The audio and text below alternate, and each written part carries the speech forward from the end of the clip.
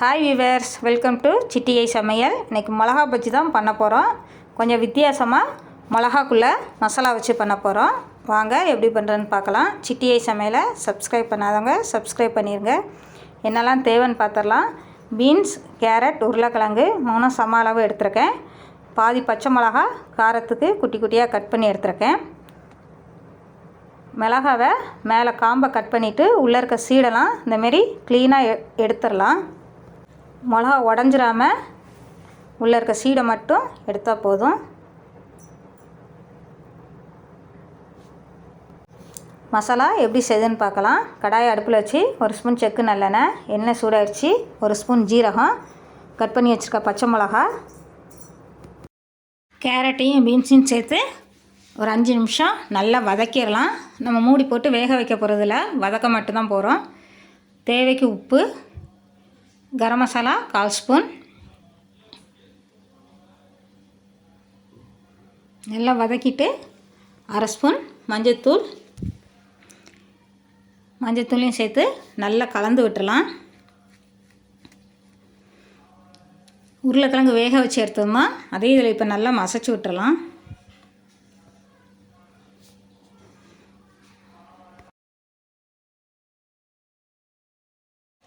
உருளைக்கிழங்கை சேர்த்து நல்லா கலந்து விட்டுறலாம். மசாலா நல்லா ஒன்று போல் மசிஞ்சு இந்தமாரி வந்திருக்கணும். இல்லைன்னா நமக்கு மிளகாக்குள்ளே வைக்கும்போது மசாலா சரியாக இறங்காது. நல்லா இந்தமாரி கிளறி விட்டு எடுத்துங்க. உருளைக்கிழங்கு கட்டி கட்டியாக இருந்துடாமல். அவ்வளோதான், அடுப்பை ஆஃப் பண்ணிடலாம். இப்போ மிளகாக்குள்ளே கொஞ்சம் கொஞ்சமாக மசாலாவை வைக்கலாம்.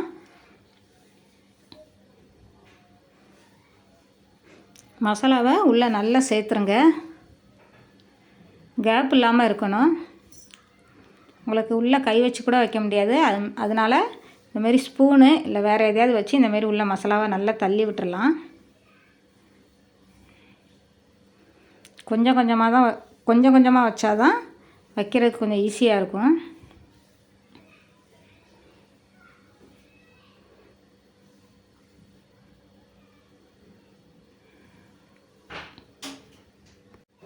மசாலா இப்படி ஃபுல்லாக மேலே வர மாரி வச்சிடணும். இன்னொரு மிளகால கூட வச்சு காமிக்கிறேன் பாருங்கள்.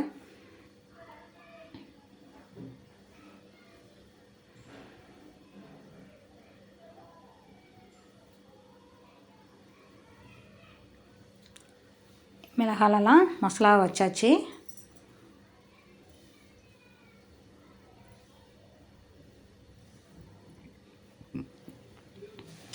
இப்போ இந்த மிளகாவை இப்படி ரவுண்டாக கட் பண்ணி விட்டுடலாம். இங்கே கட்டையில் கூட வச்சு கட் பண்ணலாம்.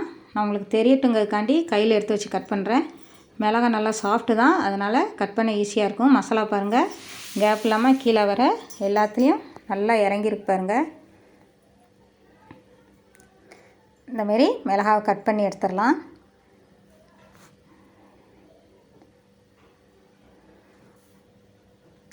மீதி மசாலா இருந்தது, அதை இப்படி உருட்டி அதையும் போண்டாவாக போட்டு எடுத்துடலாம். இந்தமாரி உருண்டை பிடிச்சி எடுத்துருக்கேன். ஒரு பாத்திரத்தில் 150 கிராம் பஜ்ஜி மாவு எடுத்துருக்கேன். தேவைக்கு உப்பு, கொஞ்சமாக சோடா உப்பு கொஞ்சமாக போட்டால் போதும். நல்லா கலந்து விட்டுடலாம். தண்ணி கொஞ்சமாக சேர்த்து மிளகாயை முக்கி போடுற அளவுக்கு இந்தமாரி கலந்து எடுத்துடலாம். கட்டி இல்லாமல் நல்லா கலந்து எடுத்துக்கோங்க. அடுப்பில் எண்ணெயை காய வச்சுருக்கேன். இப்போ நம்ம ஒவ்வொன்றா முக்கி போட்டுடலாம். எண்ணெய் நல்லா காஞ்சதும் போடுங்க.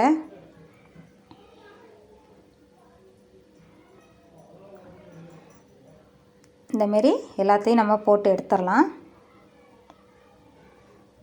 பாருங்கள், மசாலா உடையாமல் நல்லா வந்திருக்கு.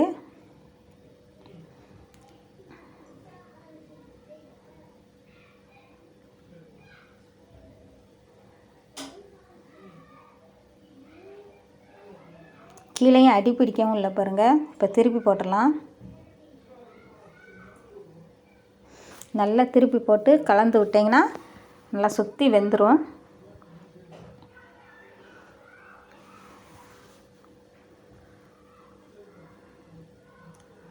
ரெடி ஆயிடுச்சு. இப்போ எடுத்துடலாம். இதேமாரி எல்லா மிளகாயும் கட் பண்ணி எடுத்துருக்கதை போட்டு எடுத்துடலாம். நம்ம உருட்டி வச்ச உருண்டையுமே போட்டு எடுத்துடலாம். மிளகா போட்டு முடித்ததுக்கப்புறம் எக்ஸ்ட்ரா மாவு கலக்கலை, அதில் இருந்ததுலே இந்தமாரி போட்டு எடுத்துடுறேன். அதையும் ஃபுல்லாக போட்டாச்சு. நல்லா திருப்பி போட்டு ரெடியானதும் இந்தமாரி எடுத்துடலாம். மிளகா பஜ்ஜி ரெடி. இந்தமாரி வித்தியாசமாக ட்ரை பண்ணி பாருங்கள், ரொம்ப நல்லாயிருக்கும். பாருங்கள், நல்லா வந்திருக்கு பாருங்கள். அப்படியே சாப்பிட்லாம், இல்லை கெச்சப்போட சேர்த்து சாப்பிட்லாம், ரொம்ப நல்லாயிருக்கும். ஈவினிங் ஸ்நாக்ஸ்க்கு இந்தமாரி ட்ரை பண்ணி பாருங்கள், ரொம்ப நல்லாயிருக்கும். லைக் பண்ணுங்கள், ஷேர் பண்ணுங்கள், மறக்காமல் சிட்டியை சமையலை சப்ஸ்கிரைப் பண்ணுங்கள், பெல் பட்டனை கிளிக் பண்ணுங்கள்.